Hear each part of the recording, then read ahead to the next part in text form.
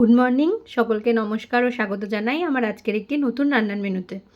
আজকে তোমাদের বানিয়ে দেখাবো খুব ঝটপট একটা রেসিপি। একদম সহজেই খুব তাড়াতাড়ি অল্প কিছু মশলা দিয়ে একবারেই তৈরি হয়ে যাবে। আজকে বানাবো ইলিশ মাছের তেল ঝাল। চলো তাহলে দেখে নেওয়া যাক রেসিপিটা। তোমাদেরও আশা করি খুব ভালো লাগবে।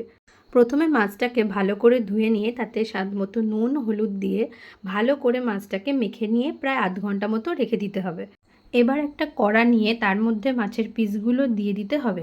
আমি এখানে 2 চামচ সাদা সর্ষে এবং 1 চামচ পোস্ত ভালো করে মিক্সিতে বেটে নিয়েছিলাম। সেই মশলাটা এবার আমি মাছের মধ্যে দিয়ে দেবো। দিয়ে তার মধ্যে 4টে কাঁচা লঙ্কা মাঝখান দিয়ে কেটে দিয়ে দিয়েছি। তারপরে তার মধ্যে দিয়েছি স্বাদ মতো নুন এবং হলুদ, আর খুব সামান্য একটু জল দিয়েছি। এবার ওর মধ্যে একটু বেশি করে সর্ষের তেল দিয়ে দিলাম। এবার কড়াটাকে গ্যাসের আঁচটাকে একদম মাঝারিতে রেখে তারপরে বসিয়ে দিতে হবে। দেওয়ার পরে ওটাকে একটু চাপা দিয়ে দিয়ে তোমাকে রান্না করতে হবে। এবার চাপা দিয়ে গ্যাসটাকে একদম মাঝারিতে রেখে রান্না করো প্রায় 20 থেকে 25 মিনিট।